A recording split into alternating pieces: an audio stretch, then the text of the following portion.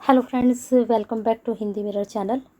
फिर से सभी स्टूडेंट्स का, जो भी उत्तराखंड ओपन यूनिवर्सिटी के स्टूडेंट्स हैं, सभी का स्वागत है।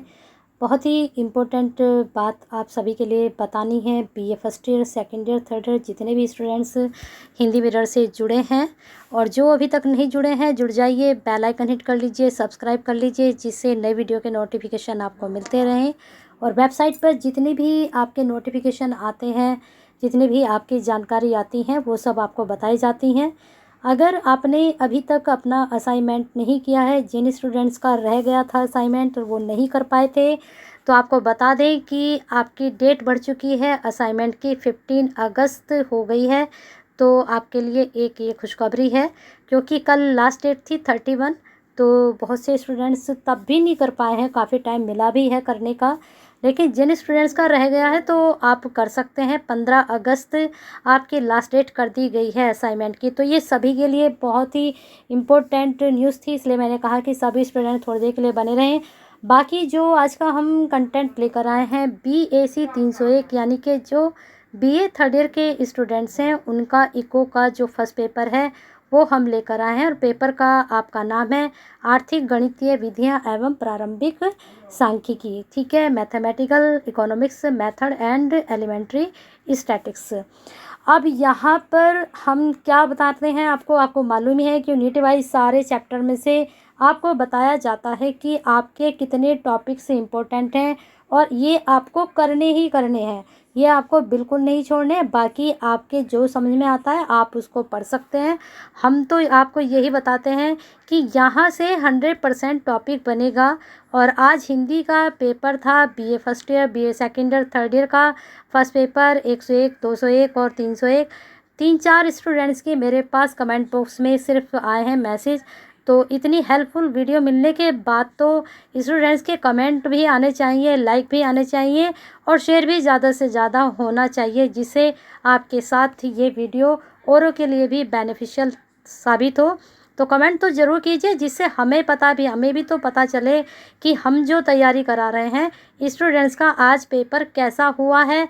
और जितने भी आपके पेपर होंगे, प्लीज़ कमेंट बॉक्स में ज़रूर बताएं कि आपका पेपर कैसा हुआ है। चलिए शुरू करते हैं। आपका जो BAEC यानी कि इको। अब यहाँ पर हम देखते हैं खंड कितने हैं, 3, 4 और 5। 5 आपके खंड हैं, कुल मिलाकर आपके यूनिट हैं 21। जल्दी जल्दी हम एक ही वीडियो में कवर करने की कोशिश करेंगे, क्योंकि दूसरा पार्ट बहुत मुश्किल हो जाता है बनाना, आप तक पहुंचाना।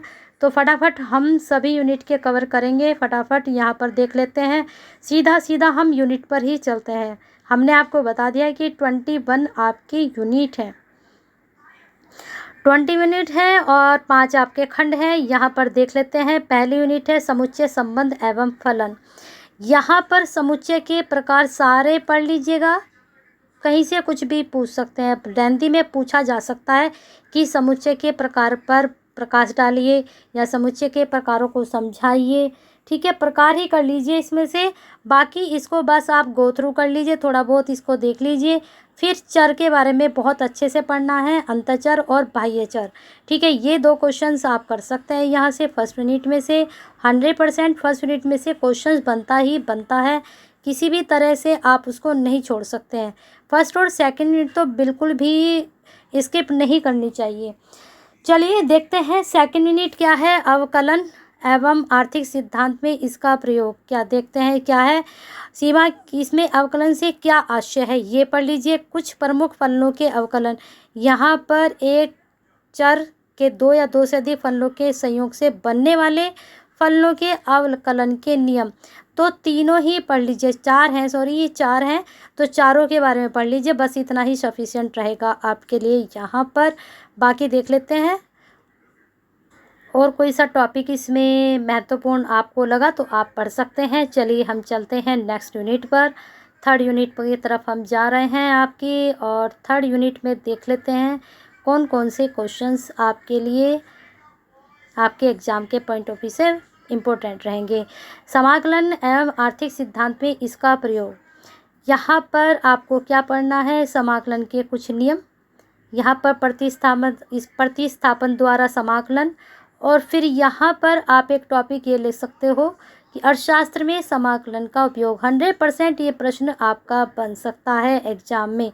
ठीक है, चलिए आगे चलते हैं नेक्स्ट यूनिट पर। 3rd यूनिट हो चुकी हैं, 4th यूनिट की तरफ हम चलते हैं। आपकी किस तरह के क्वेश्चंस आपकी 4th यूनिट में से निकल कर आएंगे। चलिए यहाँ पर ये रही 4th यूनिट, अनुकूलतम समीकरण एवं आव्यूह मैट्रिक्स का परिचय। अब ये क्या है, अनुकूलतम करने की जटिल घटक, निबांध अबाध अनुकूलतम, इसके बारे में भी आप पढ़ सकते हैं। अवकलन क्या है, इसकी सीमांत विश्लेषण अवकलन के संबंध में। और यहाँ पर अनुकूलतम समस्याओं में अवकलन का प्रयोग बहुत ही महत्वपूर्ण है ये टॉपिक, इसको जरूर करिएगा, इसको मत छोड़िएगा। चलिए नेक्स्ट यूनिट पर चलते हैं। 5th यूनिट पर कितनी यूनिट मैंने आपको बताई थी, 21, तो थोड़ा जल्दी हमने करना पड़ेगा और कल दोपहर के बाद आपको इनकी PDF भी मिल जाएगी, तो वहाँ से आप प्रश्न अपने बना सकते हैं। नेक्स्ट आपकी यूनिट है 5, सारणिक एवं आगत निर्गत सारणी विश्लेषण। ठीक है, तो ये आपकी यूनिट का नाम है। यहाँ पर हमने देखना है कि कौन कौन से टॉपिक आपके बन सकते हैं। तो यहाँ पर आप एक तो सारणिक की परिभाषा कर लीजिए, जरूर आ सकता है। और इसके ये मौलिक अंश व अवयव सारणिक प्रसार, उपसारणिक सैखंड 100% ये आपका बन सकता है। सारणी की विशेषता ये भी 100% आपका बनेगा एग्ज़ाम में। फिर यहाँ पर एक टॉपिक आपका ये भी जा रहा है तकनीक गुणांक, ये भी आप कर सकते हो। और यहाँ पर आगत निर्गत विश्लेषण का महत्व, ये 3-4 टॉपिक हैं, यहाँ से आप पकड़ सकते हो, यहीं से क्वेश्चंस आपके बन सकते हैं इको में।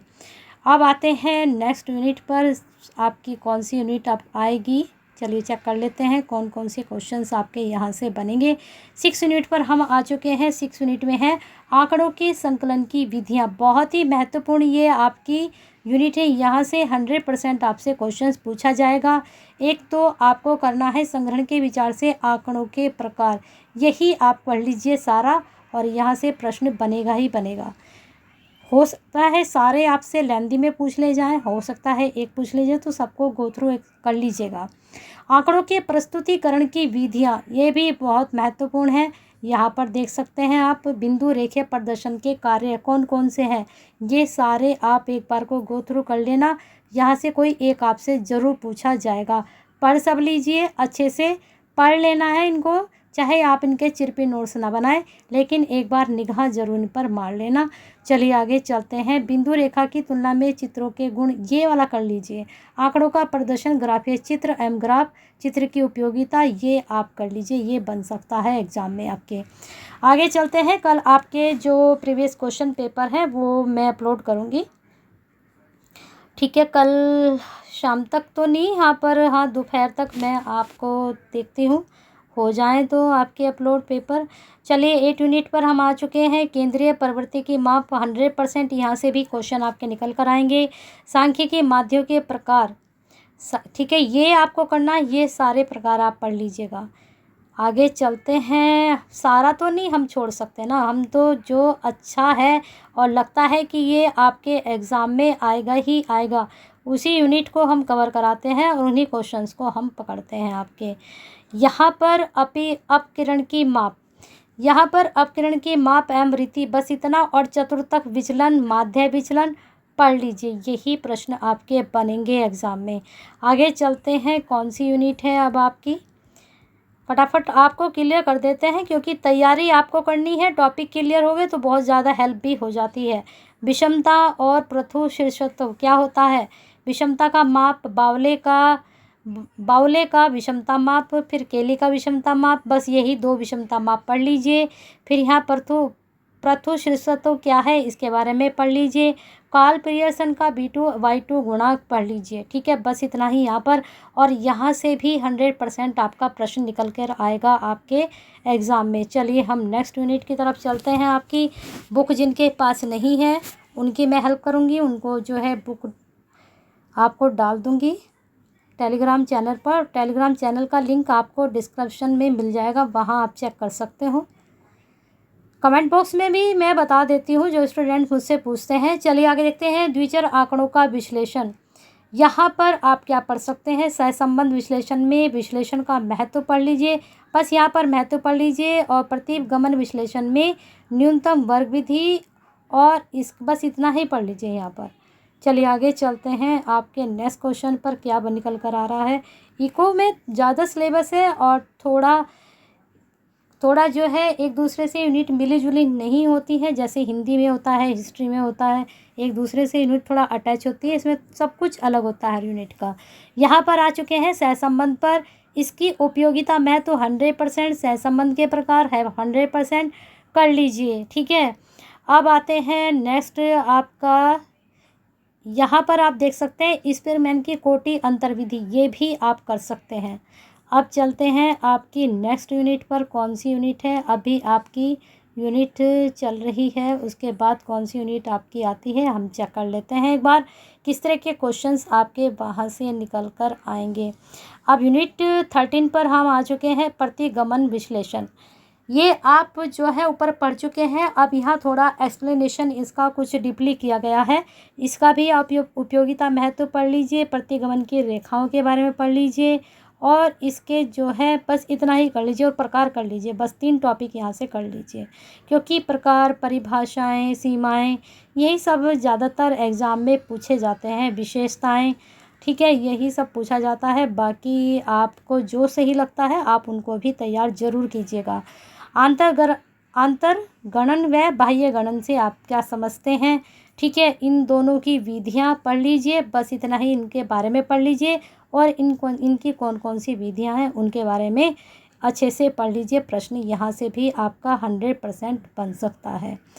चलिए आगे देखते हैं, और आज का पेपर जिनका हिंदी का था प्लीज़ कमेंट बॉक्स में बताएं आप लोगों का पेपर कैसा हुआ है, तो हमें भी लगे कि हमने जो तैयारी कराई है, आपको हिंदी मिरर की तरफ से जो तैयारी हुई है, तो स्टूडेंट्स के लिए बेनिफिशियल रही है वीडियो, तभी तो पता चलेगा ना। चलिए सूचकांक पर आ चुके हैं। सूचकांक का अर्थ एवं परिभाषा 100%, विशेषताएं 100%, इसका महत्व और उपयोगिता 100%, ठीक है, बस यही 3 टॉपिक यहाँ से आप कर लीजिए। चलिए नेक्स्ट यूनिट पर चलते हैं, कौन सी यूनिट, 21 यूनिट है ना आपकी, हम थोड़ा करीब ही आ चुके हैं, 21 यूनिट के आ चुके हैं 16 पर। काल श्रेणी विश्लेषण, इसका अर्थ एवं परिभाषा, मत छोड़ना, दीर्घकालीन प्रवृत्ति, उपनति, नियमिति, अनियमित, सब पढ़ लीजिए, ये तीनों टॉपिक पढ़ लीजिए, बन सकता है एग्जाम में। फिर यहाँ पर दीर्घकालीन प्रवृत्ति के मापन, यहाँ पर अर्ध मध्यक रीति जरूर पढ़ लीजिए। अल्पकालीन में आप श्रृंखला वाला पढ़ लीजिए, प्रश्न हर बार पूछा जाता है, और सर्माध्याय ये वाला भी ज़रूर पूछा जाता है।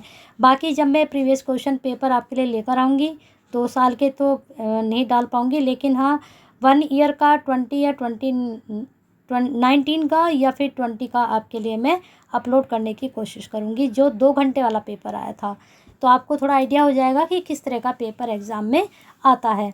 प्रारंभिक प्रायिकता बंटन विश्लेषण, बटन नहीं बंटन, यहाँ पर प्रायिकता की ऐतिहासिक पृष्ठभूमि और इसकी परिभाषा, और ये आपकी दोनों ही तरह से गणितीय भी और सांख्यिकी भी परिभाषा आप कर लीजिएगा, ठीक है। प्रायिकता का प्रमेय बहुत इम्पोर्टेंट है, 100% इसको ज़रूर कीजिए, और इसका महत्व एवं प्रयोग दोनों टॉपिक ये तो ज़रूर ही कर लेना आप। चलिए चलते हैं 17 यूनिट की तरफ, फिर हम बिल्कुल 21 के बिल्कुल नज़दीक आ चुके हैं। चलिए 18 पर हम आ चुके हैं, द्विपद प्रमेय।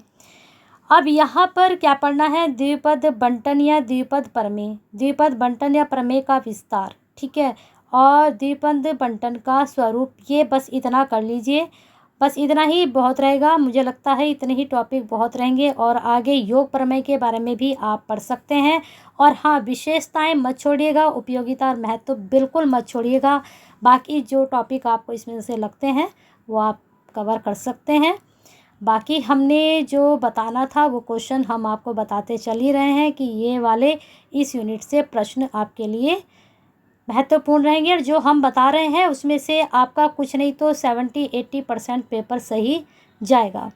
चलिए आगे देखते हैं, आंकड़ों का T test M F test परीक्षण 100%, यहाँ से प्रश्न जरूर पूछा जाएगा, और ये वाली यूनिट बहुत ही महत्वपूर्ण है।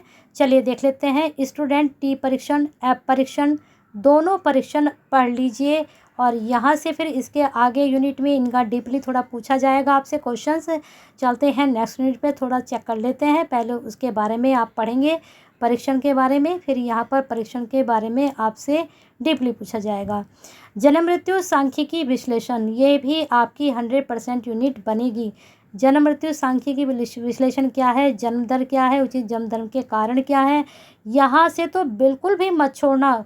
ये 4-5 टॉपिक है, बिल्कुल मत छोड़ना। यहाँ से आपका 100% प्रश्न बनेगा, एक भी टॉपिक यहाँ पर मत छोड़ना, क्योंकि करंटली आजकल क्वेश्चन इस तरह के बहुत आ रहे हैं। ये क्वेश्चंस तो आता ही आता है। चलिए आगे चलते हैं। राष्ट्रीय सांख्यिकी संगठन, राष्ट्रीय प्रतिदर्श सर्वेक्षण संगठन, ये भी बहुत महत्वपूर्ण है। भारत में वर्तमान सांख्यिकी व्यवस्था क्या है और राष्ट्रीय सांख्यिकी संगठन की ऐतिहासिक पृष्ठभूमि, भारतीय सांख्यिकी व्यवस्था संबंधी सामान्य दोष कर लीजिए, और राष्ट्रीय सांख्यिकी आयोग, 3-4 इसमें टॉपिक हैं, इनको आप पढ़ सकते हैं अपने एग्ज़ाम के प्रिपरेशन के लिए। बाकी चलते हैं नेक्स्ट यूनिट पर। हम कौन सी यूनिट आपकी रह गई हैं, कितनी कवर हो चुकी हैं। अब आपकी सारी यूनिट कवर हो चुकी हैं। वो लास्ट यूनिट थी, हमने देखा भी नहीं कौन सी यूनिट है, हमने सीधा सीधा टॉपिक देखा, यूनिट पर हमने देखा ही नहीं, ध्यान ही नहीं दिया कि इतना हम आपके लिए इतना खो जाते हैं आपको तैयारी करने के लिए। लास्ट यूनिट ही हमने कराई थी 21, और हमने सिर्फ नाम देखा ना, ये इकाई नहीं देखी कौन सी चल रही है। तो चलिए, वीडियो पसंद आई है तो एक लाइक तो बनता है, जाते जाते एक लाइक कीजिए और शेयर कीजिए। सभी उत्तराखंड जितने भी ओपन यूनिवर्सिटी के स्टूडेंट हैं उन तक ये वीडियो पहुंचेगी कैसे, आपके शेयर करने से। और कमेंट बॉक्स में जो आज का पेपर हुआ है, प्लीज़ सभी मुझे अपने रिव्यू दीजिए किस तरह का आपका एग्ज़ाम हुआ है, और लाइक कीजिए, शेयर कीजिए, सभी स्टूडेंट तक पहुंचनी चाहिए। और अभी तक सब्सक्राइब नहीं किया है, बेल आइकन हिट नहीं किया है तो करके जाइए।